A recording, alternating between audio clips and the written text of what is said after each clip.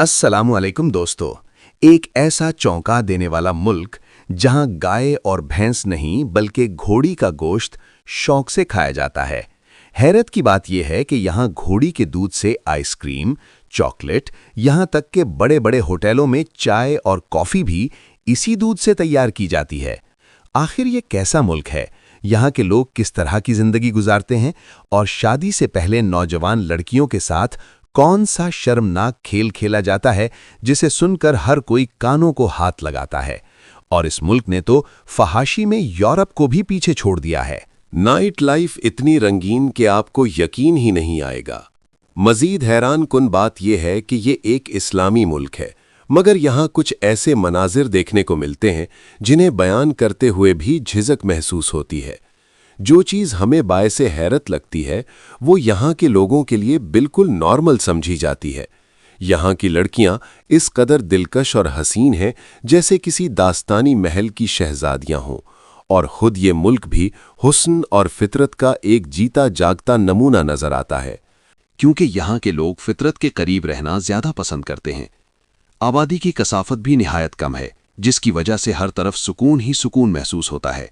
ना रश ना हुजूम, बस एक पुरसुकून माहौल। इस मुल्क की एक और हैरत अंगेज हकीकत यह है कि यहाँ की जिंदगी आम शहरों की तरह हुजूम और शोर से भरी हुई नहीं, बल्कि गैर मामूली हद तक पुरसुकून है। सिर्फ 36% आबादी शहरी इलाकों में रहती है, जबकि बाकी 64% लोग देहात और बुलंद पहाड़ी इलाकों में आबाद हैं। यही वजह है कि यहाँ फितरत का हुस्न अपने उरूज पर नजर आता है और लोग मसनूई जिंदगी के बजाय सादा और कुदरती माहौल को तरजीह देते हैं। आबादी की कसाफत इस कदर कम है कि 1 मुरब्बा किलोमीटर में चंद अफराद ही नजर आते हैं, जिसकी वजह से हर तरफ सुकून का राज महसूस होता है। अगरचे ये एक इस्लामी मुल्क है, मगर यहाँ एक चौंका देने वाली आज़ादी भी देखने को मिलती है। मुख्तलिफ मज़ाहिब से ताल्लुक़ रखने वाले लोग निहायत इत्मीनान के साथ यहाँ ज़िंदगी गुजारते हैं। हिंदू, ईसाई और यहूदी बरादरियाँ बग़ैर किसी खौफ के अपने मजहबी फ़राइज़ अंजाम देती हैं। और यही चीज़ इस मुल्क को वसती एशिया के पुरअमन तरीन खित्तों में शामिल करती है। पूरा मुल्क बुलंदो बाला पहाड़ों से घिरा हुआ है और इसी दिलकश मंजर की वजह से इसे सेंट्रल एशिया का स्विट्ज़रलैंड भी कहा जाता है। यहाँ की सरकारी ज़ुबानें क़िर्गिज़ी और रूसी हैं, जबकि अक्सरियत सुन्नी मुसलमानों पर मुश्तमिल है। मौसम यहाँ इंतहाई सख्त और बाज़ औक़ात नाक़ाबिले बर्दाश्त हद तक शदीद हो जाता है। सर्दियों में बर्फ़ानी हवाएं जिस्म को जमा देती हैं, जबकि गर्मियों में दर्जाए हरारत अचानक बढ़ जाता है। एक और हैरानकुन पहलू ये है कि यहाँ शराब ना सिर्फ आसानी से दस्तयाब है, बल्कि रोज़मर्रा ज़िंदगी का हिस्सा समझी जाती है, बशर्ते कि उम्र 18 साल से ज़्यादा हो। किर्गिज़स्तान में घोड़े को गैर मामूली अहमियत हासिल है। घोड़े का गोश्त शौक से खाया जाता है, जबकि इसका दूध पीना फ़ख्र की अलामत समझा जाता है। कुमिस नामी मशरूब, जो घोड़ी के दूध से तैयार किया जाता है, अपने मुनफरिद जायके के बावजूद कौमी शनाख्त की अलामत बन चुका है। इसके साथ साथ यहाँ की रिवायती रोटी भी अपनी खुशबू और जायके की वजह से ख़ास पहचान रखती है, जो सुबह के वक्त गलियों में फैलती खुशबू से माहौल को मज़ीद दिलकश बना देती है। किर्गिज़ कौम का अदद 40 से एक गहरा और दिलचस्प ताल्लुक़ पाया जाता है।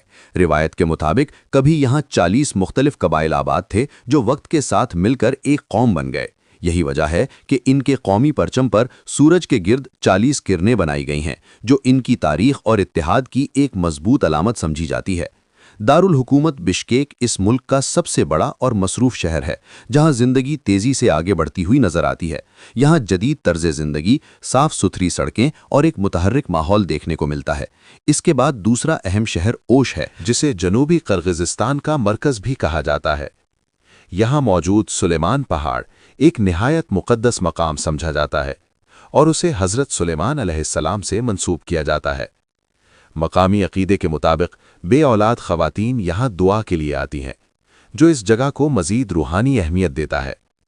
ये ख़ित्ता क़दीम ज़माने में शाहराए रेशम का अहम हिस्सा रहा है, जहाँ से गुज़रने वाले तिजारती काफ़िले दुनिया के मुख्तलिफ हिस्सों को आपस में जोड़ते। तुर्की में इस्लाम यहाँ अरब ताजरों के ज़रिए पहुँचा और आहिस्ता आहिस्ता फैलता चला गया। اس کے بعد منگولوں کی حکمرانی اور پھر روسی تسلط نے اس خطے کی تاریخ کو ایک نیا رخ دیا۔ بالآخر 1991 میں سوویت یونین کے خاتمے کے بعد یہ ملک ایک آزاد ریاست کے طور پر ابھرا۔ ایک دلچسپ اور قابل ذکر بات یہ ہے کہ ترکی نے سب سے پہلے اور پاکستان نے دوسرے نمبر پر اس کی آزادی کو تسلیم کیا، جس کے باعث یہاں کے لوگ پاکستان کے لیے خاص جذبات رکھتے ہیں۔ قدرتی وسائل کے لحاظ سے یہ ملک مالا مال ہے، جہاں سونا، چاندی اور دیگر معدنیات وافر مقدار میں پائی جاتی ہیں، مگر پہاڑی زمین ہونے کی وجہ سے صرف محدود حصہ ہی قابل کاشت ہے۔ آج بھی یہاں کے بہت سے لوگ خانہ بدوش طرز زندگی اپنائے ہوئے ہیں۔ وہ روایتی گول خیموں میں رہتے ہیں جنہیں یورت کہا جاتا ہے، جو ان کی قدیم ثقافت کی ایک زبردست مثال ہے۔ ہر طرف قومی ہیرو مناس کے مجسمے نظر آتے ہیں، جن کی داستانیں اس قوم کی پہچان اور فخر سمجھی جاتی ہیں۔ اگر بات کی جائے یہاں کے معاشرے اور جدید زندگی کی، تو ایک دلچسپ تضاد سامنے آتا ہے۔ ایک طرف یہ ملک اپنی روایات سے جڑا ہوا ہے، جبکہ دوسری طرف دارالحکومت بشکک میں جدید طرز زندگی تیزی سے فروغ پا رہا ہے۔ خاص طور پر نوجوان نسل اور بیرون ملک سے آنے والے طلباء کے لیے یہاں کی نائٹ لائف خاصی پرکشش سمجھی جاتی ہے۔ شہر میں موجود بارز، پبز اور نائٹ کلبز میں ڈانس، لائیو میوزک اور ڈی جے کی محفلیں عام ہیں، اور قیمتیں تھی اس قدر مناسب ہیں کہ یہ سرگرمیاں ایک عام معمول بن چکی ہیں۔ اس کے باوجود مجموعی معاشرہ مکمل طور پر آزاد خیال نہیں، بلکہ خاصی حد تک روایتی اقدار پر قائم ہے، خاص طور پر دیہی اور جنوبی علاقوں میں۔ شہری علاقوں میں اگرچہ ڈیٹنگ ایپس کا استعمال دیکھا جاتا ہے، مگر مغربی ممالک کی طرح کھلے تعلقات یہاں عام نہیں۔ زیادہ تر رشتے آخرکار شادی پر ہی منتج ہوتے ہیں، جو اس بات کی نشاندہی کرتا ہے کہ جدیدیت کے باوجود خاندانی نظام اب بھی مضبوط ہے۔ تعلیم کے میدان میں یہ ملک ایک نمایاں مقام رکھتا ہے۔ شرح خواندگی انتہائی بلند ہے اور تعلیم کے اخراجات نہایت کم ہیں، جس کی وجہ سے پاکستان سمیت مختلف ممالک کے ہزاروں طلباء یہاں میڈیکل کی تعلیم حاصل کرنے آتے ہیں۔ تاہم ایک حقیقت یہ بھی ہے کہ کچھ طلباء اس آزاد ماحول میں آ کر اپنی اصل ترجیحات سے ہٹ جاتے ہیں، جو ایک سنجیدہ پہلو ہے۔ شادیوں کے حوالے سے پھیلائی گئی کئی چونکا دینے والی کہانیاں حقیقت سے زیادہ مبالغہ ثابت ہوتی ہیں، کیونکہ آج کل زیادہ تر شادیاں باہمی رضامندی سے انجام پاتی ہیں اور تقریبات بھی ہمارے معاشرے سے کافی ملتی جلتی ہیں۔ ایک دلچسپ روایت یہ بھی ہے کہ پہلی بہو گھر میں رہتی ہے، مگر دوسری بہو آنے پر بڑی بہو کو الگ گھر دے دیا جاتا ہے۔ یہاں کا قومی کھیل کوک بورو ہے، جو گھوڑوں پر کھیلا جاتا ہے اور نہایت سنسنی خیز ہوتا ہے۔ معیشت سادہ ہے مگر زندگی سستی۔ بجلی زیادہ تر پانی سے پیدا ہوتی ہے، جس کی وجہ سے اخراجات کم رہتے ہیں۔ خوبصورت پہاڑ، صاف فضا اور پرسکون ماحول اس ملک کو واقعی ایک دلکش اور یادگار مقام بنا دیتے ہیں۔